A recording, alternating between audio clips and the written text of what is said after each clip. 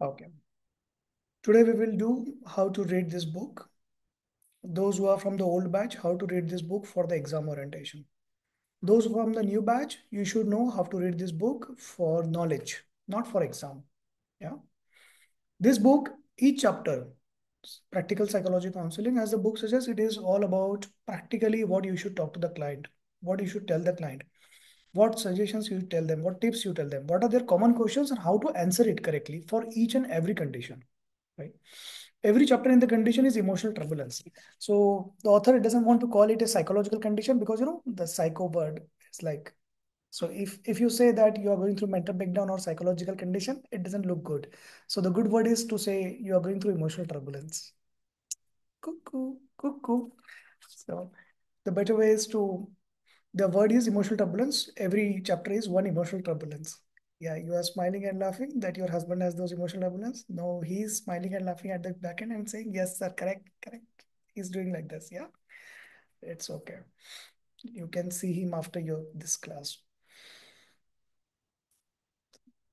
Every chapter is one emotional turbulence. For every emotional turbulence, you will learn six components.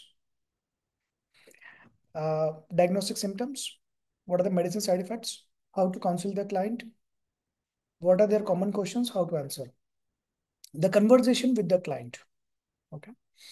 What are their questions? How to answer? What are the tips you should tell the client? And the last one is one secret statement which you should tell the client so that the client comes back to you next time. For every condition, that statement is different.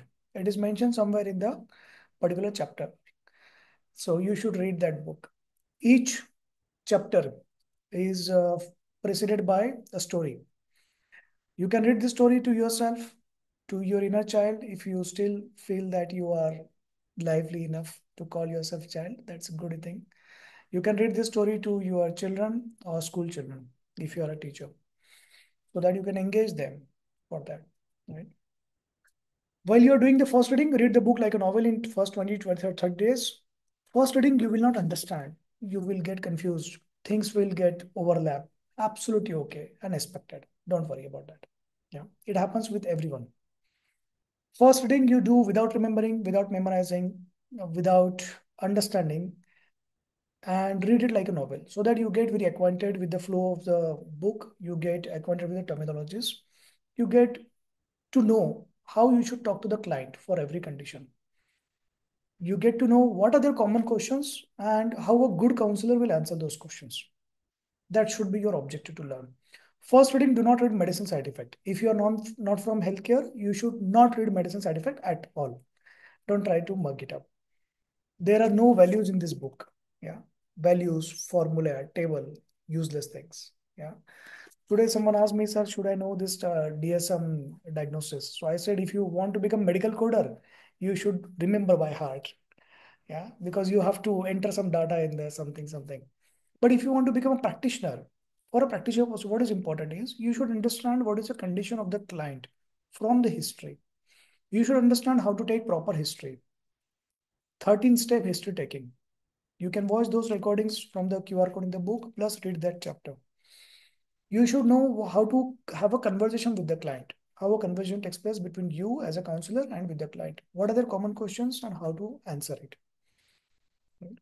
And next, last one is what are the tips you should tell the client, how to manage this condition.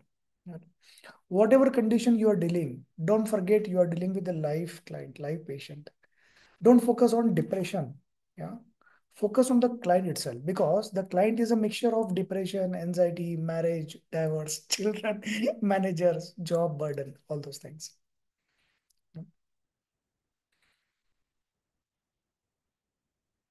This is how attention seeking people join the class. Hello, everyone. I have come. Grandiose. Please welcome. Put the red carpet. No one cares. If you join, if you leave, no one cares. If you join, join silently. If you leave, leave silently. Yeah.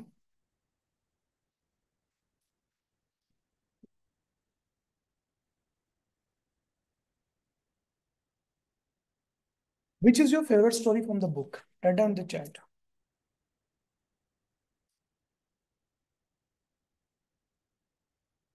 There is a fine line between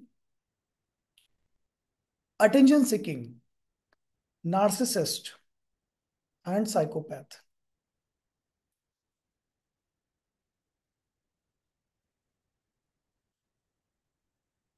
Which is your story which you like the most? Very good. What's inside will come out. The coffee story, the spilling cup. Oh, everyone. Which is the best story you like? Those who will reply, they are alive. Those who are not replying, they are married. The life is has been sucked out of them. And even after listening, those who are not replying, they are already divorced or going through divorce, right? If you're doing that, don't be like, don't lose your hope. Okay. Still there is a hope for the next person. You can read this book, Relate Pillar. Try to find out what is the problem between your relationship, scientific. And to solve the problem, you have this couple activities, more than 300 couple activities. The king forgot his reality. Very nice, no? Everyone is fighting a hard battle. Okay. Are you potato, egg, or coffee? Very good. Inside the bag thinking. Yeah, everyone is like outside the bag. What is this here? I cannot think outside the bag here. I am an average person. What should I do? Yeah, I will think inside the bag. Yeah, forget it. If you want to give me salary, give. Otherwise, forget it. I will start my own business and earn more than you. I will buy your company. Forget it. Okay, most people like the coffee.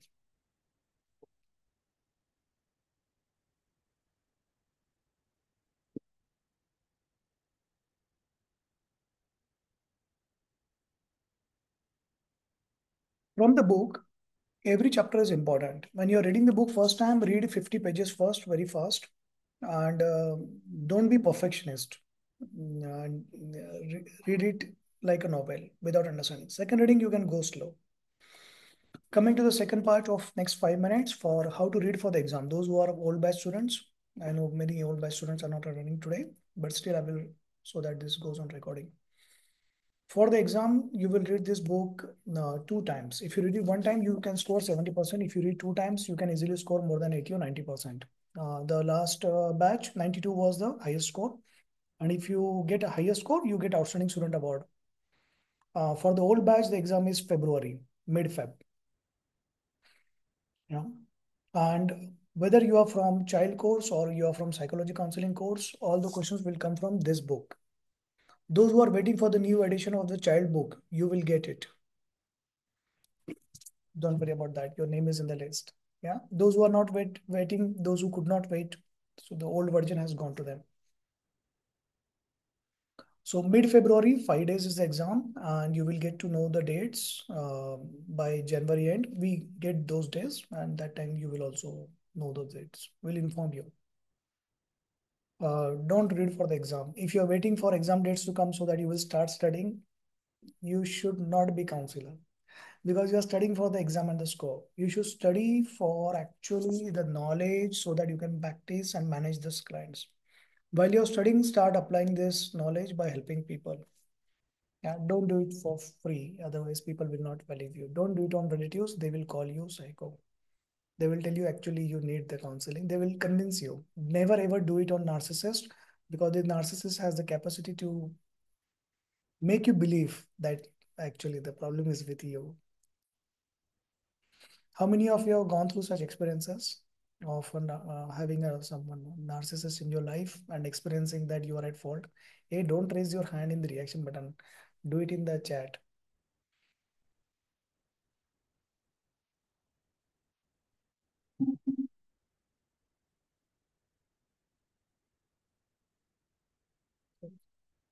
Yeah, the tears of. It's okay.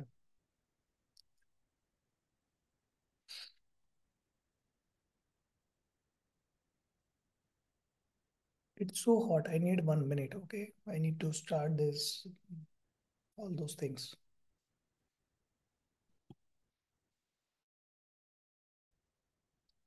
We will do both today, the case study and the topic. Okay. We'll first start with the game for case study. Then we come to the topic.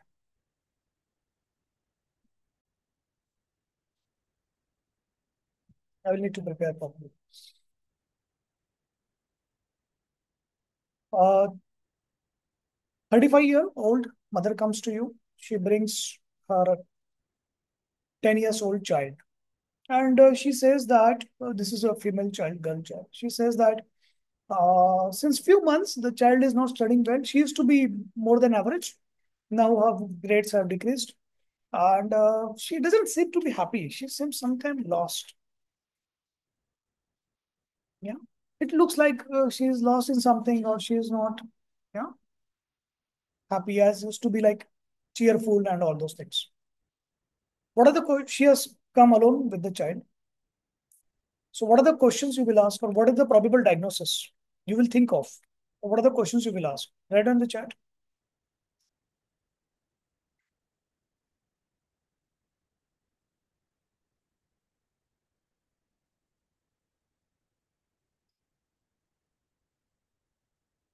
Good question, Pinder. She's behaving since 2, 3 months like this.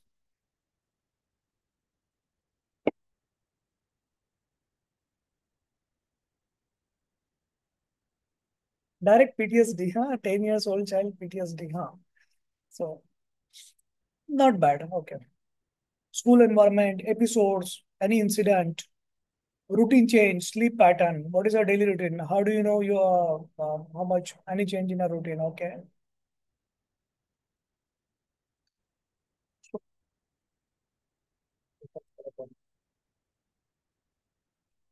Take your dog for the walk. Take her for the walk. Okay. Anything is okay. Good, you are coming in the right direction. So you will ask like why the father could not come today? How are the things at home? So you ask, try to find out what is the environment of the child. Okay. The child will have three environments: the home, the school, and the society, the friends. Ask about all three. Is there a change? What is going on? What is the problem? What do you think can be the reason? So ask the mother first. Mother will tell her narrative. Okay. And you ask the child separately. So is there you ask the child, don't directly jump to the conclusion and say that, hey, why you are unhappy? You ask, do you feel that there has been a less happiness as earlier since few months? Do you feel less excited? Do you feel that earlier you were interested in certain things? Tell me what are your interests? What were your interests around 6 months back? And now you feel that you have less interest in those. How's your sleep pattern? How's your food pattern? How are your parents? Who is your favorite teacher? Who is your non-favorite teacher? Why is she non-favorite? Who are your friends? Who is that child in the class you don't like? So don't ask a question whether you don't like someone. So you are directly asking who is that child you don't like. All those things. Now the mother says, you are done this. And the mother says, I think my child has depression. What will you say? What will you do?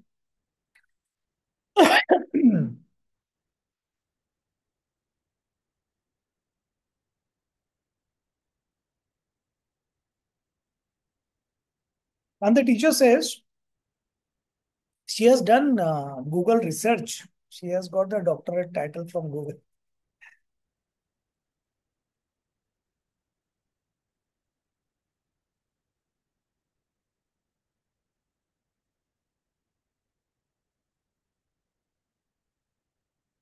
Many times, those mothers who are overconscious, overprotective, they tend to be the reason for the child's emotional turbulence. Sometimes it is a misdiagnosis, overdiagnosis by the mother. And if you say, no, no, that is not the case, she will go somewhere else to confirm her diagnosis, confirmatory bias. You engage the child and the mother both together, ask more history. You ask them all the things which is mentioned in the aesthetic chapter and try to find out and objectively say that uh, depression should not be diagnosed at this age. It may be just the phase of life. And why you should not diagnose depression or anxiety or ADHD at this stage? Because there is always a risk of starting the medicines. If you go to another doctor, they will start the medicines, psychiatrists. Another problem is that you label this child. that the child is depressed, she will start behaving more depressed. She will get more isolated.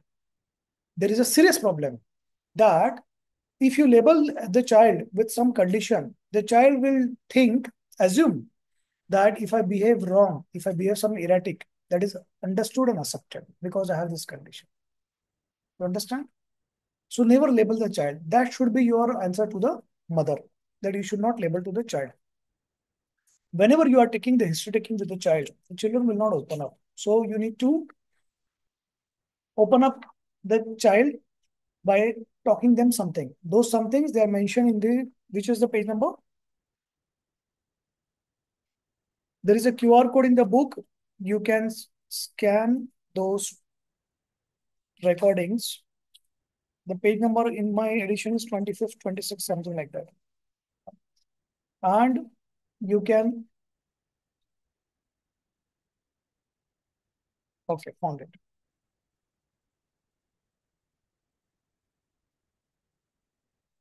Page number 21. So in that you will scan the QR code, which is related to child history taking and how to break the ice with the child, how to take history when someone is refractory or someone is not talking, engaging, even for that. So you will watch that QR code.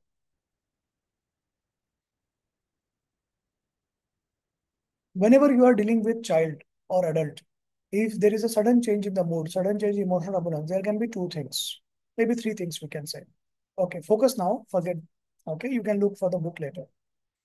The first thing can be, it can be temporary phase of the life, ups and downs of life, either because of hormonal changes, environment change, something has happened, the mood has changed. Absolutely okay, acceptable. It is a phase of life. The second can be someone may have developed some condition, right? It can be bipolar disorder. It can be depression, minor depression. It can be seasonal depression. Someone who is OCD, ADHD, they are more prone to depression and anxiety attacks. It can be because of certain trauma, certain incidents, certain crises in life. Okay. For a child, 10-year-old child, the trauma can be as simple as embarrassing moment, right? There was an event at the school and the child could not perform well. It embarrassed the whole class. The child is now succumbed to that. The teacher bullied the teacher, the teacher bullied the child, and the child is now affected. For the child, think from the child's perspective. Yeah. Don't go to big things. Yeah. Always start with the small. Whenever you are taking the history of any client, remember in this case, now there can be ethical dilemma question for the child and the mother when they are together, that whether I should disclose whatever the child is saying to the mother. Remember, your client is not the child, the client is the mother because she's paying you actually, right? You have no obligation to keep it secret from the mother. Actually, it is unethical and illegal to not disclose. Why I tell you? You are not her mother. You are not her guardian. You are not keeping this child at your home. The best person to manage this child is the mother itself. Now, this mother may have certain problems. She may manage her wrong parenting, whatever the things, but at the end, she's her mother. She has right to know what is the problem with the child. Okay. You don't take a decision that I will isolate this child and discuss with and then keep certain things secret, even if the child wants you to keep the secret. Yeah. You are bound to tell it to the mother and tell the mother that she doesn't want you to know. Now, you can tell how the mother should play along. Now, some mother may not play along. Nothing can be done. But at least if there is something wrong, this mother can manage in her whatever way. Don't forget, you are not the mother of the child. You are not the guardian. You are not taken her adoption. You are not keeping this child at your home. The child is going with that mother only. You understand? Sometimes some counselors, those who are working in my team, they ask this question. So that mother is very horrible. But that is not your judgment to make. At the end, that child's mother is that person. Unless you are adopting this child, don't talk that the mother is horrible. So you take the child or any clients, you ask them their name, qualification, education background, some profile background, what they are doing work, what is their story, so that you understand what journey they have been through. Then you ask, you introduce yourself. That is the most important thing. And especially if it is a child, you must introduce yourself in a way. When you are talking to the child, you don't need to talk about your qualifications. You should tell about that you have been helping such children very well. You are the one of the best counselors, and you are those children who come to you for help, they feel much better after talking to you. But the only thing you need is you want them to talk to you. Then you want to don't ask the question like, tell me what is the diagnosis you have, tell me what is the psychological condition you have. Always use the word, tell me what is the emotional turbulence going on, right? And don't focus on the diagnosis, focus on what is the emotions they are having. Okay, focus on what they are going through. Here for the child you can ask some questions, right? Now for asking the child some questions, what will you do? So very simple, take a piece of paper, create clouds. Yeah. So create the clouds, 10, 15 clouds. In those clouds, you write down the symptoms or emotional turbulence which a child is expected to have, the child has. Okay. Now from this, you give the crayons to the child and ask the child to color it. Whichever is the color they think, whichever emotion or difficulty they are having. I'm getting irritable since few days. I'm not able to perform well in the school. My teacher is scolding me. Mother is scolding me. Parents are fighting. Unable to sleep. Feeling hungry. Feeling left out. Having anxiety or fear of having something. All those clouds you make for the child.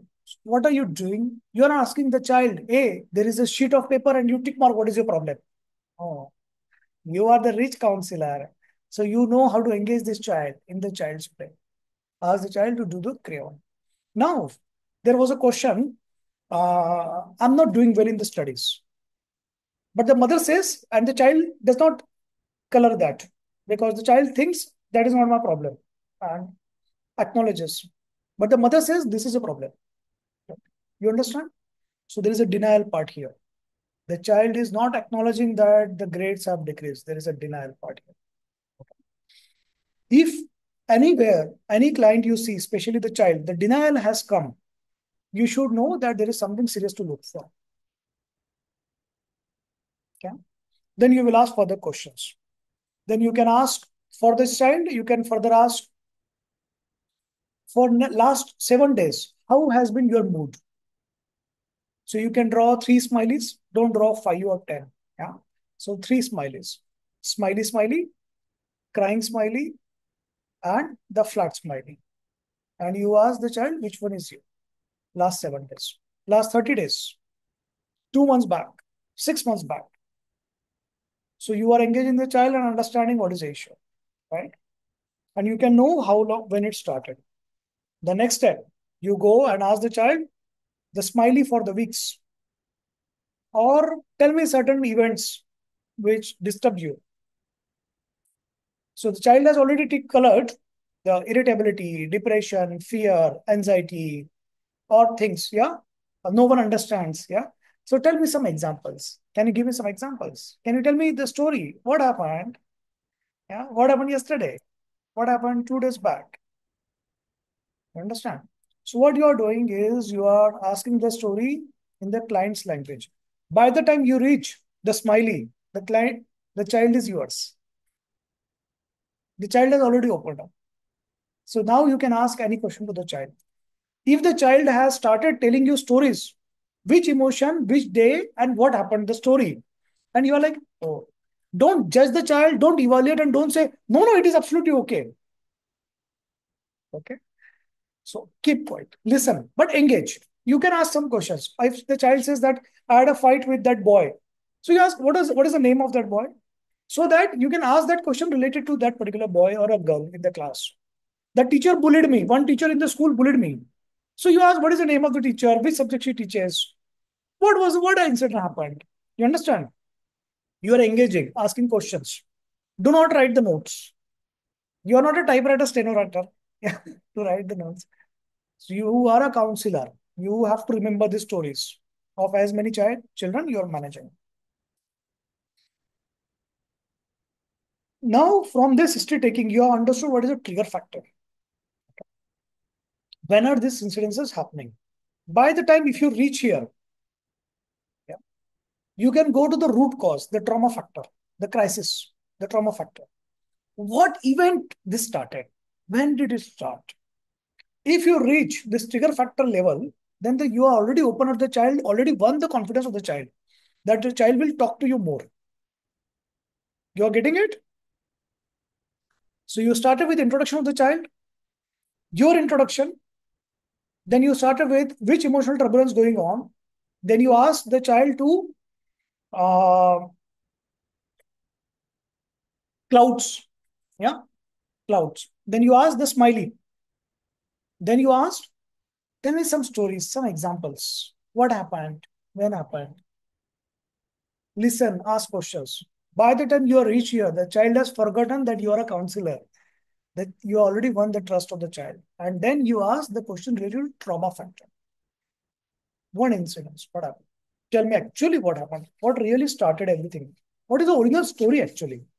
Then, sometimes some children they are so cute and talkative, they will talk. There's one friend, then she behaved with me like that, and she did all those stories. Yeah. So you understand it is very minor. For you, it is minor, but that is the world for the child. So you cannot say, no, it is very minor, it's okay. No, you have to move to the next level.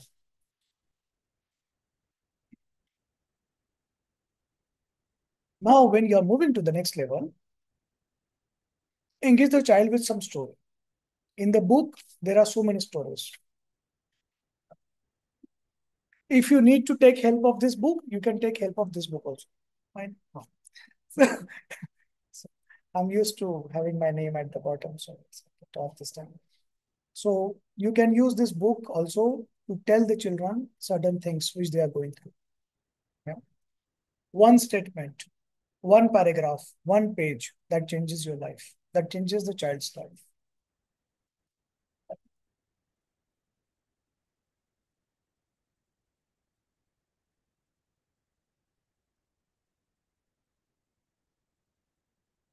Is my voice not audible, dear?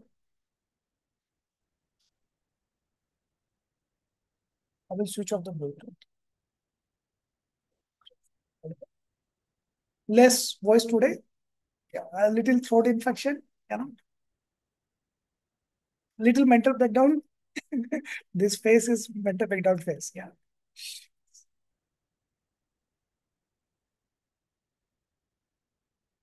no problem.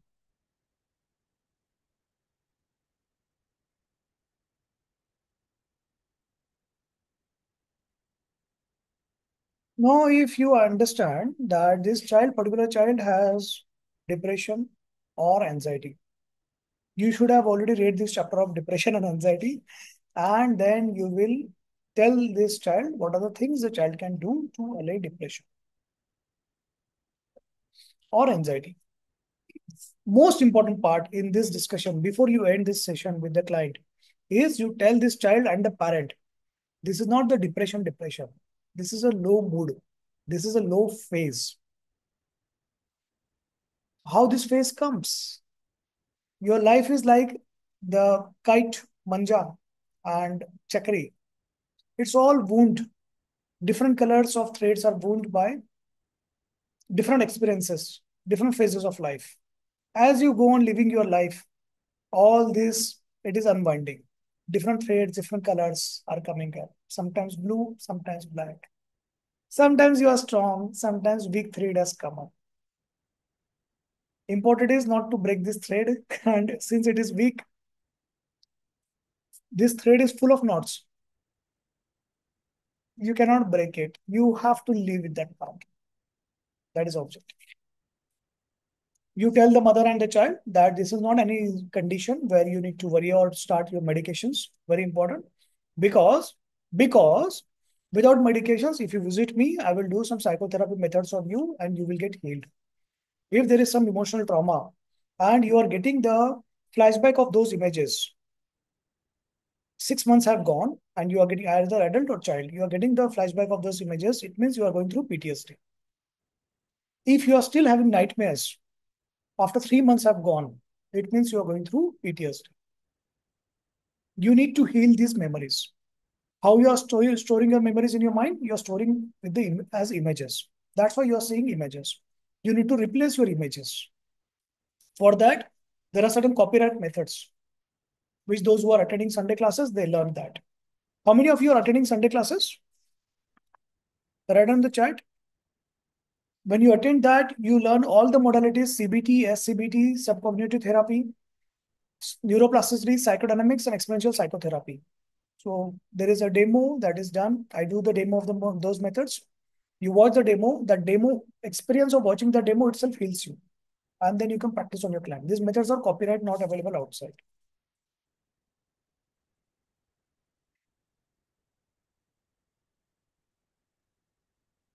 When you are educating this mother about the medicines, you will also tell this mother that, see, the medicines have beneficial effect, which will start after 21 days. So there is a gradual rise in the benefit. After a few months, 3 months, 6 months, this beneficial effect will start decreasing. They will reach plateau and it will start decreasing. That is the time you need to increase your dose. And medicines you cannot take for lifetime because there are side effects. So the side effect, the problem is that you start your medicines. The beneficial effect will take slow rise, 21 days. But the side effect will immediately start from the day one. You understand? So since your side effects are on the day one, the benefit versus risk, the benefit versus side effect is not good enough. These side effects will continue and slowly it will decrease over a few months. But when you increase the dose of your medicine, the side effect will further decrease, further increase. Yeah. And because your side effects are more than the benefit with any medicines, you don't need medicines at this stage. So you are educating the mother that what is the problem with the medicines? This is a rational thing. You are also educating the mother that when should you start the medicines? Medicines are reserved for typically adults who are hopeless, dying, about to die, suicidal, married, and all those things. Yeah. So medicines are reserved for those people. The child is not married. So the biggest indication of medicine is don't worry now. You don't need medicines for your child. Probably you need medicines for you because you are so hyper anxious mother. Yeah, you are attention seeker. Another case study? Water.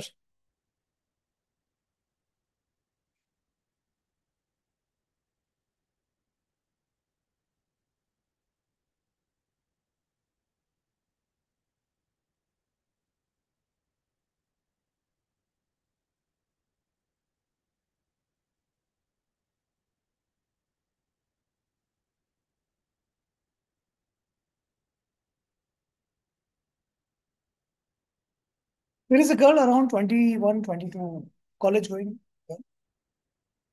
And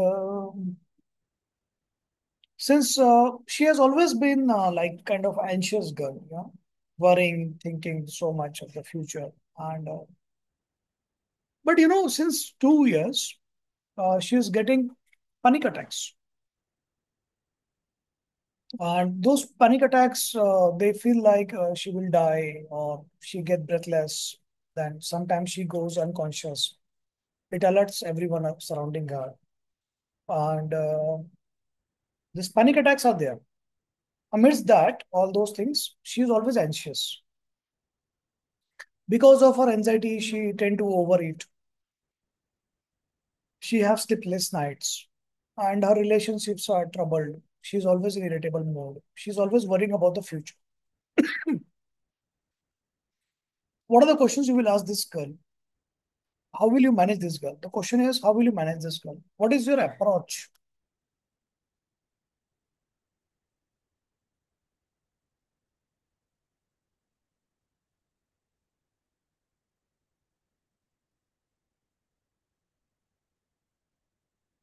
Whatever you do, do not forget the history taking. That is the most important thing.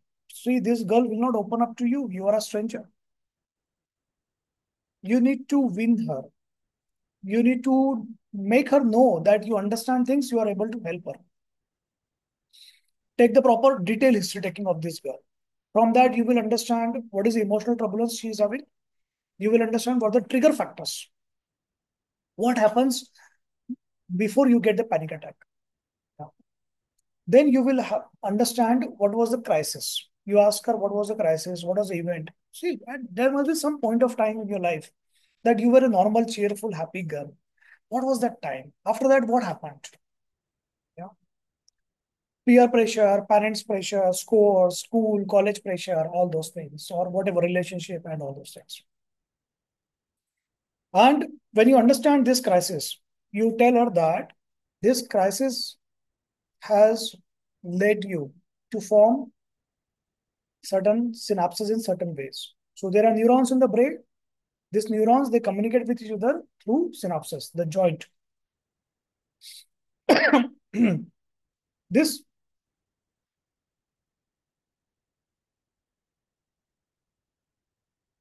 this synapses, when they are formed in a particular way. Yeah, this is how your images are formed. This is how your memory is formed. This is how your response, reaction to certain things is formed. Because they are formed in a particular way after this crisis incidents. If something happens similar to that or some trigger happens, you are reacting in a different way, right? What we need to do, if we want to stop this reaction, we need to change the synapse from here to here.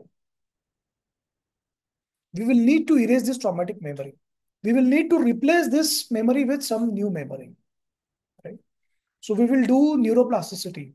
We will do experiential psychotherapy. So what is neuroplasticity? Changing your synapses, changing your connections so that your response to a same trigger is different or there is no reaction. Okay. Now, some people talk of cognitive behavior therapy. You learn cognitive behavior therapy in Sunday classes. Okay. That is a part of it. But some people talk of it as if it's a magic pill. It's a fancy word. But cognitive behavior therapy, it needs a lot of motivation, willpower by the client. A client is having anxious and panic attacks frequently, and you tell the client, next time when you're about to get a panic attack, think in this way and not that way. Yesh, man. It's like she is in control of everything. She's not in control of anything. Yeah. Exposure therapy. So many people talk of exposure therapy as if it is like the best thing. No, it's more harmful. Many of the people, you have a plan for 10 exposure therapy sessions. If the client drops out after fifth or third session, there is a complete overwhelming emotions the client is going through. There is a tsunami of emotions, emotional turbulence going through. As soon as the exposure comes, there is a lot of anxiety, stress, worries, all those trigger images, all those traumatic images, they flash up in your cognitive mind. Yeah. So what you're doing is you are harassing yourself more with exposure therapy. Someone is afraid of height and you say that person, you go and do the bungee jump. That is a different thing. Yeah. Out of 10, 9 people will say you are crazy. One person may go and do it. But that one person has high, strong and willpower and motivation. That person is not depressed, not anxious.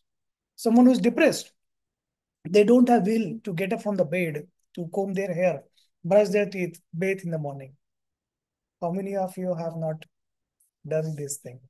Comb your hair since last 1 week. You know what is your diagnosis. Blink your eyes if you're like that.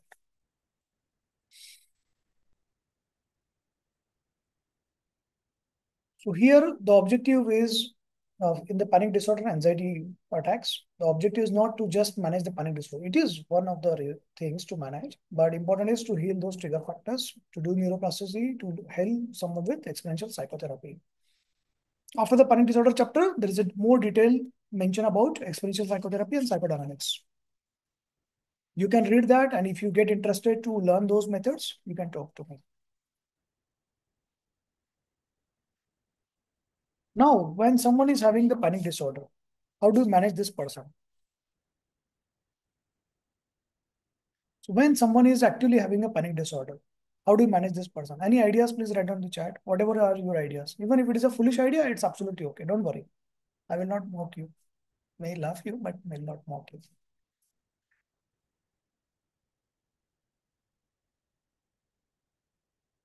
Very good, very powerful, very strong breathing exercise. But problem with breathing exercise is that the person is hyperventilating and so much panic, they cannot control their breath. That's a serious problem. So, but yes, good, good. Breathing exercise, good. Asking them to calm down. It's like, hey, you are poor. You do one thing, you stop getting poor, you become rich. Okay. So someone is so much anxious and you say them that, I want you to calm down. That's the best, worst word, baddest, worst word you can say to those people. Yeah. They were like trying to make them aware of triggers. Okay, that's good. Listen to them. Try to distract them. Just listen without asking anything. Okay. Give water to drink. Yeah, that's a good way. Okay. So there is a series of steps you do. Number one, you remove the attention. Yeah. So these people are craving for attention immediate. Yeah. So by whatever hypochondriac things they are doing, you tell the relatives, all those people surrounding them, leave the space, empty the room. Only you and that person should be there. You must be sure that this is a panic attack and this is not a heart attack or a asthma attack. Okay. Otherwise, you will end up in a medical legal issue. Yeah. So otherwise, the person is saying, I'm having a chest pain and I'm going to die. And you are like, no, no, it is just a panic attack. Calm down. And the person calms down permanently. So don't be that.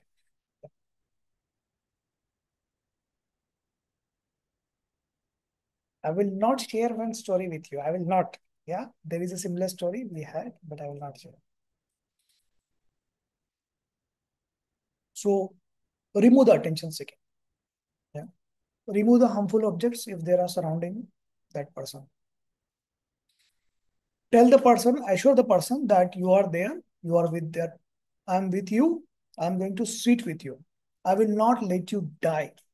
If emergency scenario comes, I will take you to the hospital. You will not die. The most important thing in panic disorder is the person is thinking they will die. They are hyperventilating. They are having certain all physical symptoms.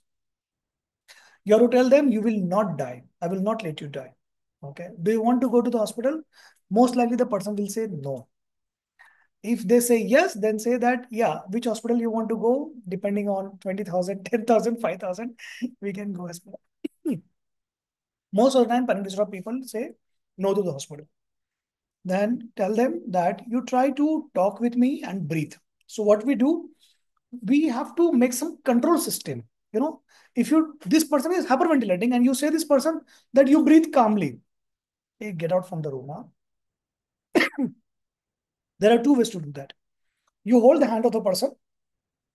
You tell that person, whenever I squeeze your hand,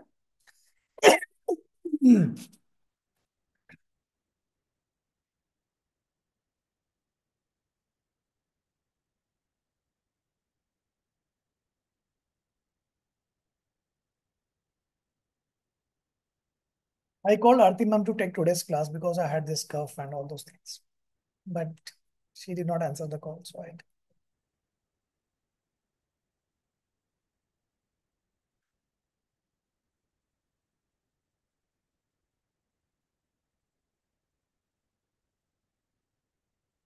close your eyes. I will hold your hand. Whenever I squeeze your hand, you take a deep breath. When I release your hand, you relax your breath. When you are when they start following, it will take few attempts, 5 attempts, 10 attempts, yeah, to synchronize this. When they start doing it, you give the next instruction. Whenever you breathe, breathe with your stomach. Your stomach should come out. When you breathe out, your stomach should go in. Don't breathe with your chest. Breathe with your stomach. Preferably is to tell them to close their eyes so that most of the stimuli is gone. Only one stimuli is here. Yeah. The another is to tell the client to clench your fist, to pull your arms like this. That really helps because you're the focus from here, from breathing here, the focus goes to here. Yeah. Plus, whatever your adrenaline, high adrenaline is there, it is getting utilized for your exercise.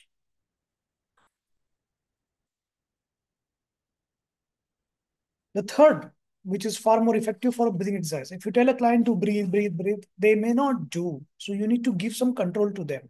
Yeah. Means you need to control their breathing. So one is the clench of their fist. The another one is you follow. You try to follow me. Breathe in, breathe out. Breathe in, breathe out. Breathe in, breathe out. So what are you doing here? Understand the physiology of this. You are breathing in more, you are breathing out less. So when you are breathing out less, you are retaining carbon dioxide. This carbon dioxide will go to your blood, will get converted to bicarbonate. It will stimulate your vagus nerve and you will get calmed down. Plus, because you are doing the sequential breathing, your vagus nerve further is getting excited. Someone wrote about drink one sip of water, glass of water. That itself activates vagus nerve. Good idea. So you follow with them. So with now what you do, there are two options. One is the average counselor, she will say that you follow this. But a good counselor, she will do it because she is going to mirror you. Yeah, you are sitting in front of the client and you are asking the client, do with me. Now every one of you will do with me and feel that effect. So breathe in, breathe out. We'll do that. And we'll do it slowly. So we are breathing in more, we are breathing out less. So we are taking the rectangle here. Breathe in, breathe out. Breathe in, breathe out. When you are breathing in, breathe in with your stomach. Breathe out. Breathe in, breathe out. When you are breathing in, your stomach should come out. When you breathe out, your stomach should go in. Do it with me. Sorry.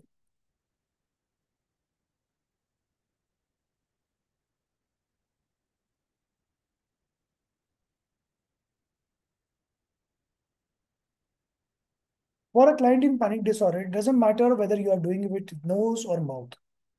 When you have the client in your OPD, a calm client, you can preferably do it with your nose. Yeah.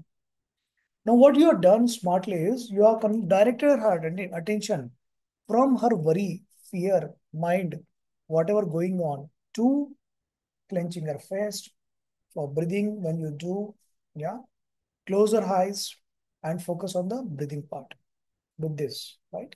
This will be obviously with the open eyes. Yeah.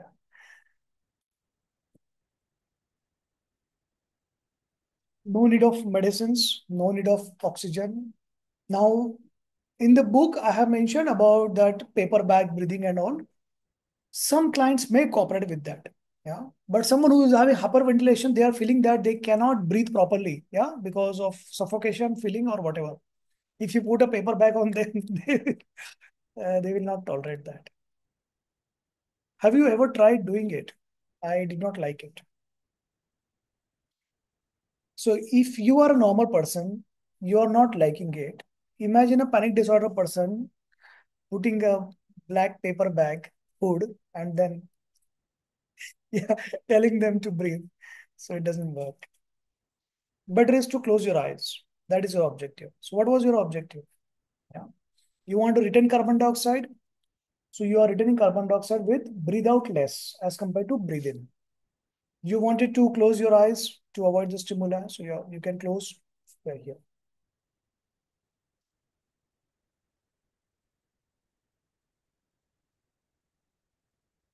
Now the client has overgone the panic disorder. After this, you tell the client, see how long it has been happening with you, how frequently, when it started. So now you give the appointment to the client for the next time and tell the client that you have an appointment with me and I will help you overcome this permanently. Okay. See, there is a difference. When you do counseling, you are talking to the client, telling them what to do. But when you are doing psychotherapy, you are healing their emotional traumas. You are healing emotional traumatic memories. You are healing, replacing their bad memories with good memories. Through psychodynamics method, you are increasing their emotional bank balance. Earlier, she had a trigger because of this. Yeah, there was a trigger. Because of this, she was having a lot of trigger. But now, with the same thing, because her emotional bank balance is high, the trigger will be less. or there will be no trigger with the same problem. The problem has to be bigger. The trigger has to be bigger for having same effect. Understand? That is why you need high emotional bank balance.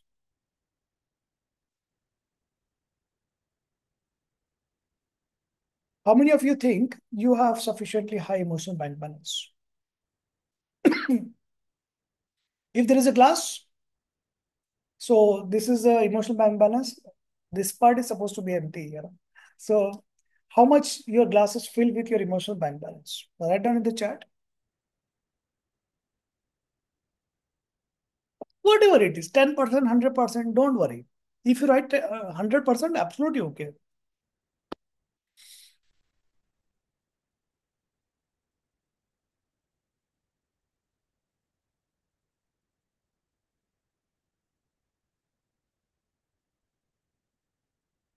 Sufficient to keep going. That's good. 60%, okay, that's good. 70% can kill husbands, can kill people in arguments. 70% people, they don't get affected. So other person who is in argument get affected. Proud of you, but you have mastered the skill.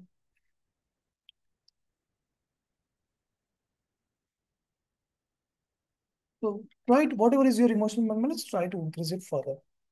Yeah. And remember that you are living a life. This is a phase of life. You are always going to have ups and downs. There are days when you are low emotional bank balance.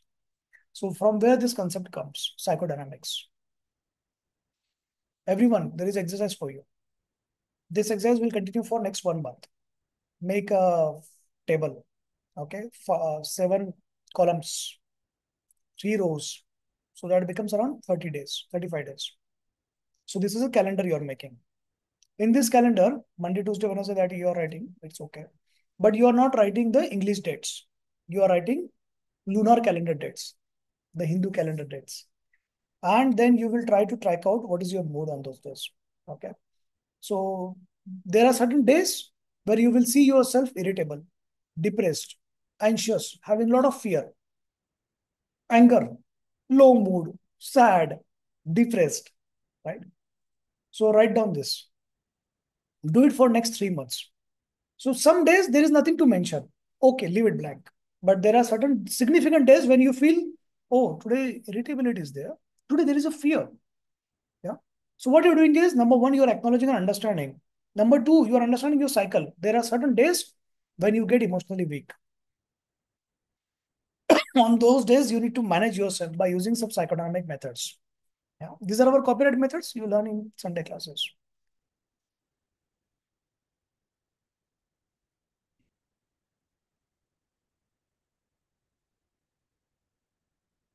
Any time of the day, like you can write that the next day also. Yeah. Yesterday was. Yeah. So it's basically a simple table you're making for yourself.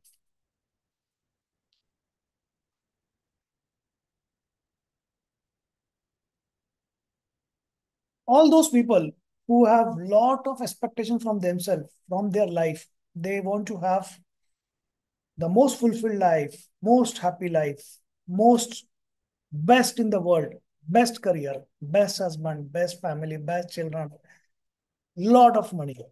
These are the people, they will always be unhappy in their life because of the expectation they are trying to create, because they are trying to be so much perfection in their life. Everything should be perfect. You know what is the best way? You assume you are the average. Yeah, as soon as you assume you are the average, your expectations drop. The other person do not have much expectation from you. So even if you fail, even if you do something average, they are like, wow, good thing. You don't have that burden to prove others that I'm the best. You don't have the burden to prove yourself that I'm the best. You're doing your work. Being average is not procrastinating. It's not lazy. It's not being less ambitious. Being average is understanding that you have certain limitations. Because you're average, you need to work more. You need to study more to achieve this thing. How many of you think you're the average? Write down in the chat, I'm average. Write the complete statement. I am average. That has some psychological effect. Very good. All those people who believe they are the average, they do best in their life. Not only emotionally, but also financially. Very good.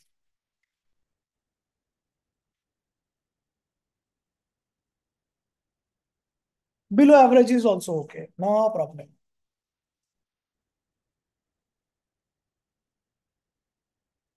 Important is you should know that you are at this level. Okay. The best people to start with is at the zero. You cannot go below that. It's best you are at the zero. You have fallen down to the zero. You are, yeah. Now the only thing to go is up. Whatever you do, you will go up now.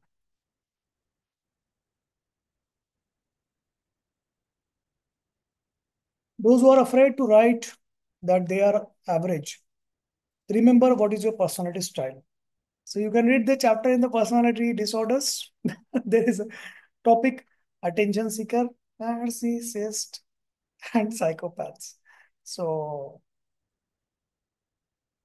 narcissists will always have delirium of grandiosity. They will think they are the best, they are the top of the world.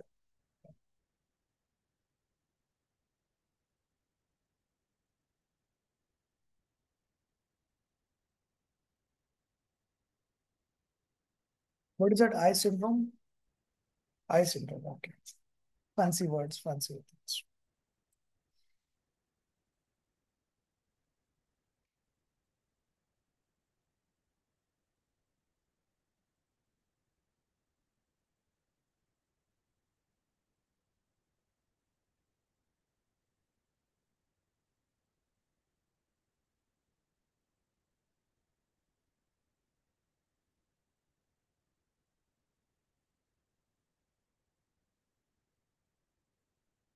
You want to hear one story?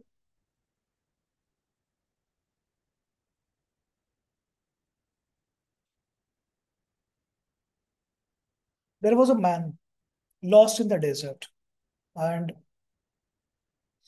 he's walking through the desert, very hot sun and hot sand. Now he's extremely thirsty.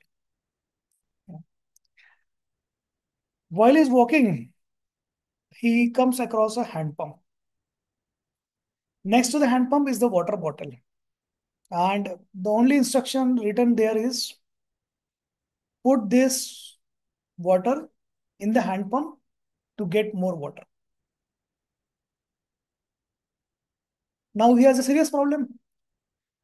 Should he drink this water or believe on the statement written by a stranger to to put this water in the hand pump and get more water? If he puts this water in the hand pump and doesn't get more water, he may not survive. So this is a question of life and death. What will you do in this case? Write down the chat. What will you do? Drink the water bottle, move on, put this water in the hand pump and get in the expectation, try to get more water. You still do not know whether you will get more water or no. Everyone logically will drink this water.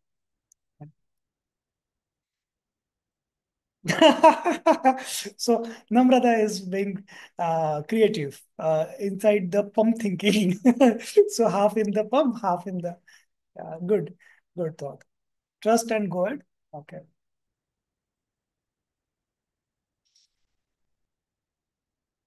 Now it is very logical to drink this water and try for something else. Absolutely okay. But what if someone has written their instruction very well? Yeah. Someone has given you the instructions very well that now he decides to take this risk, that he thinks that he needs more water. This water is not sufficient and he will put it. And really the water comes and is very joyous. He removes that plate, that instruction. He wipes everything. Then he rewrites the instruction. My dear friend, I have come to this place like you, thirsty. I found the instruction like this. I was also confused. I was also in dilemma what to do with this water bottle. But for me, this water was not sufficient. So I put it in the hand pump and more water came. So trust me, it is true. It will work for you. If you read these instructions, yeah, and then there is a name below that. If you read these instructions, what will you do? It is more likely that you will believe it now. Now there is another statement. Now this new person has followed these instructions. And he again erases all the instructions. He writes all the story. And he adds furthermore, there is no water source for next 10 kilometers. And this is the only source of water. And it works. So the likelihood of you believing is now 90%. So this is the power of story. When you are talking to a client, so don't tell the client, hey, stop being unhappy, hey, stop panicking, become calm, yeah, get calm. Doesn't work. Someone has a problem with something and you put that someone into exposure therapy. Yeah, you are hungry, I will make you more hungry. If you're thirsty, I will make you more thirsty. Yeah, if you're afraid of something, I will expose you to those things. That doesn't work. That leads to more trauma, more emotional tsunamis. So this is the power of story. So you have to tell the client what is there, what is the physiology you're talking, why you want them to do this breath exercise. You know, number one, they will understand what you're doing. Number two, they will engage in this knowledge transmission and they will forget their parent as well.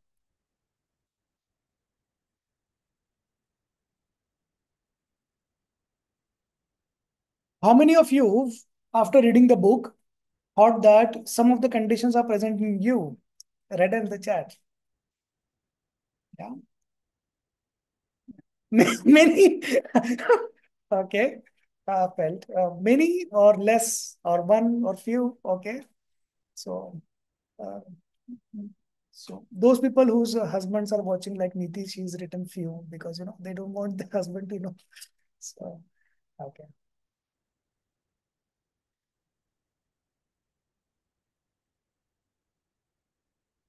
How many of you feel some of these conditions are in your spouse? And what was that condition? Hey, write down that condition. You have to write. Yeah.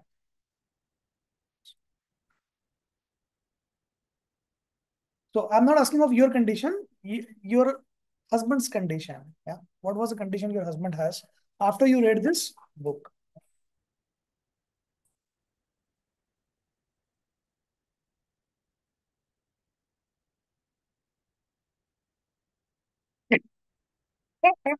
Okay. So you are still blessed, but we are not going to let you leave so happily, Shagun. All of you will conspire to make you fall in the same trap we have fallen and get unhappy.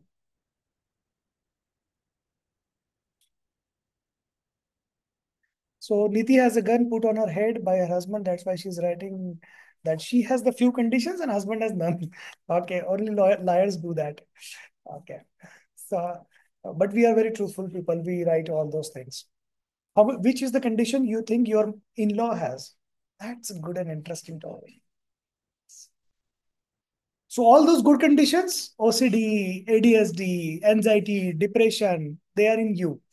All those horrible conditions, schizophrenia, narcissistic personality disorder, they are in your spouse. Very good. And the depression is because of you are also lucky. Very good. Welcome to the truth.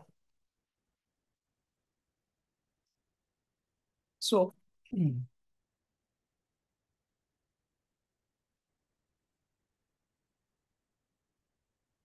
I will not speak. Don't. I only speak horrible things. If you are not yet, no, you can learn this. 90% of causes of psychological or emotional turbulence is because of marriage. If you repair their marriages, 90% of their problems are repaired. So to do that, there is a scientific way. After a lot of research, this relate pillar concept have been developed.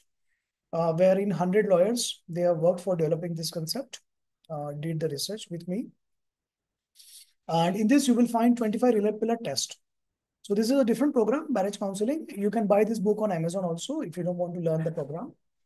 In this, you learn 25 relate pillar test to identify what is the problem between the couple, whether the problem is with respect, trust, anger, compatibility, stonewalling, um, then goal sharing, intimacy, parenting style, financial goal sharing, career goal sharing. What is the problem between the couple?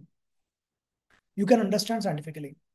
All those marriage counselors in the market, they're talking from their own wisdom. But when you do use these tools, you are able to talk scientifically. You can engage the client for 20 sessions. Even if you run 3 to 4 tests with the client, you need only 3 to 4 tests. You can objectively identify what is the problem between couple. Once you identify a problem with the couple, there are more than 300 couple activities for each of the relate pillar to solve the problem. So you can go for this separate program, or you can buy this book on Amazon. And don't run the compatibility test if you're already married. So the author is not responsible for the divorce after running the compatibility test. Most of you will fail. That you should have done when you're at the stage of Kohel and Shagun. Yeah, just before the marriage.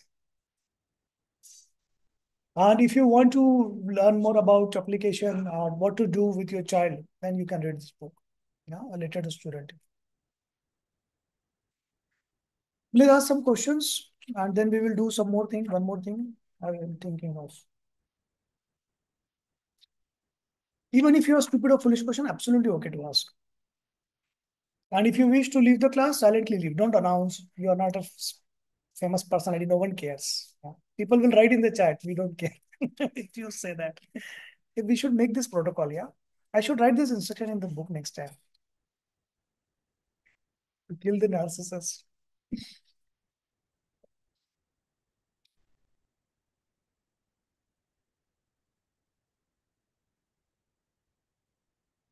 You know, all those mothers, those who are having like the diagnosis, okay, of self-diagnosis of their children, they should read this book, The Float to Fly. This is a book of one of my PhD student, the outcome of the PhD. Earlier, you know, there were child assessment tools, but they were so much cluttered that for all the age group, it was like that. But here, after the 3-year PhD research, she has developed the age-wise child assessment tools, age group wise, 6 months, 6 months to 12 months, up to 12 years, okay, like age-wise. Plus, in this book, I have written 23-page algorithm. You know, the beauty of this algorithm is that, okay, your child has this problem, then if yes, then go with this, do this. If no, then do this, find this, ask yourself. If this is also no, then the child is okay. If this is yes, then go to the next page and then find out whether the child has the next question. If that is there, so what will happen with this 23-page algorithm? You can objectively identify whether your child has which condition. You understand? So most of the common child conditions, they are being evaluated in this algorithm, float to fly algorithm.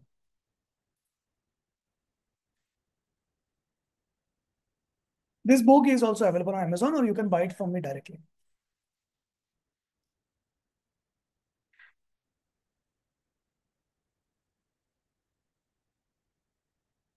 Okay, Kavita has asked a very interesting question.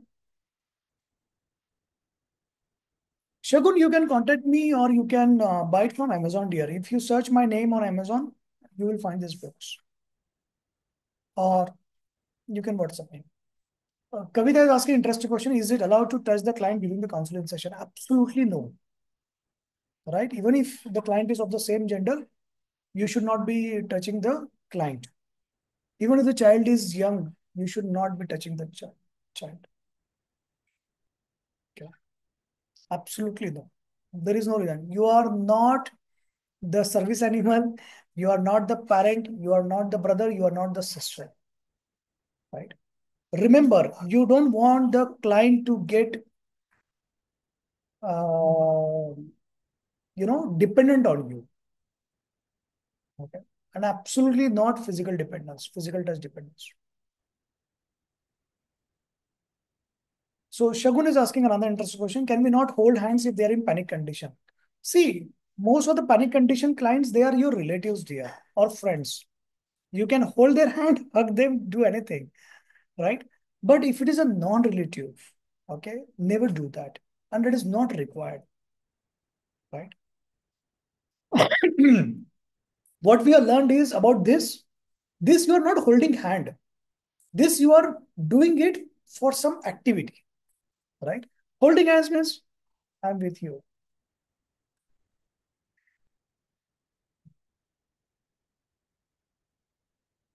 So if it is your friend, a relative, sister, brother, then absolutely, yeah.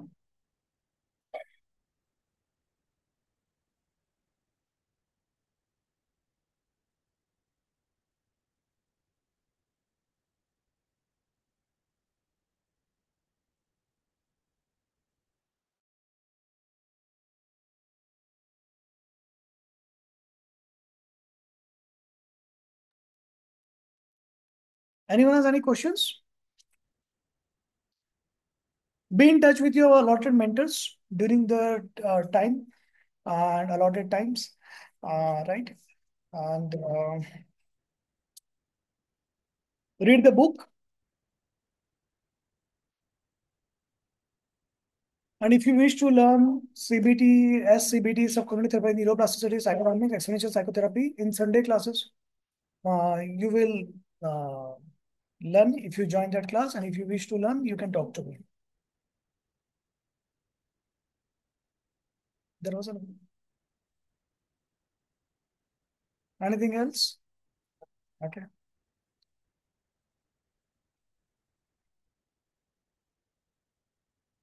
Read the books while you're doing your chores, while you're making your husbands clean your utensils and clean the house and wash your clothes. You listen to the recordings, yeah, in the QR code in the book, right? And if you cook or your husband cooks or whatever you do, that time also you can listen to those recordings so that you don't need to spend more time. Mm, there is one more upcoming book. I will tell you once we meet next time. You want to see any painting? Anything? Any painting request? Okay, those who have the request for the painting, which theme you have in your mind? I will see whether I have those painting. I will show you. Write on the chat.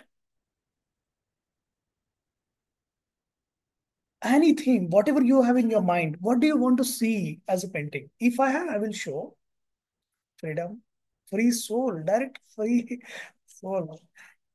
Shagun is getting married and she's talking of free soul. Come on, you are going to land up in jail now, Shagun.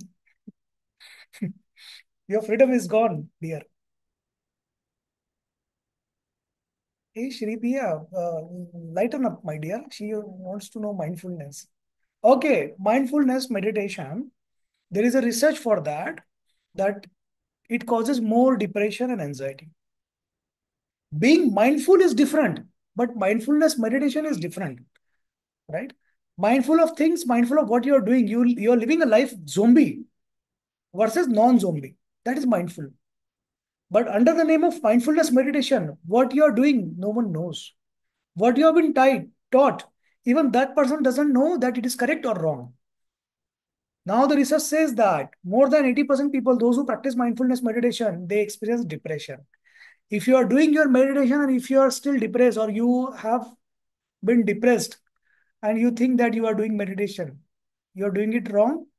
You are doing it the wrong thing itself. Even if it is the right thing transmitted to you, that itself right thing is the wrong thing for you.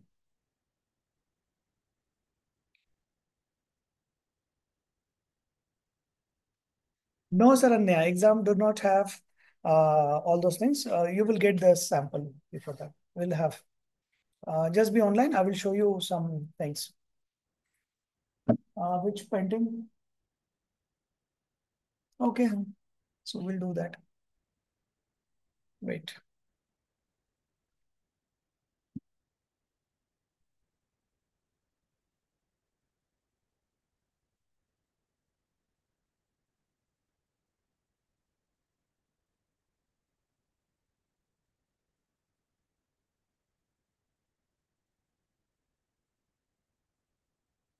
What do you like in this painting? The name of the painting is The wet forest. The mind should be the wet forest. Write down what do you like in this painting. Those who have the dry forest, when life affects you, it burns, you get burned. You burn people surrounding you. If you're dry forest. So mind should be always like a wet forest, which helps thrives, which helps trees, flowers, animals, birds thrive. But because you are wet forest, you will have emotions. You will cry sometime. You will feel depressed. You will get hurt because you are a wet forest. But that is much better than being a dry forest which burns because it is dry. Water on the trees reflection. Yeah. This painting is actually a 3D, if you can see that. That goes in the depth.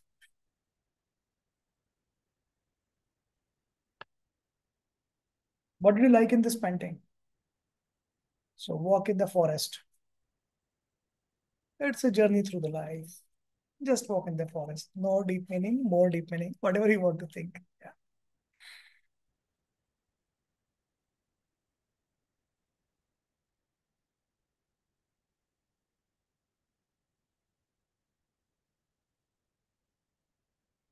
Self-love. Oh, nice.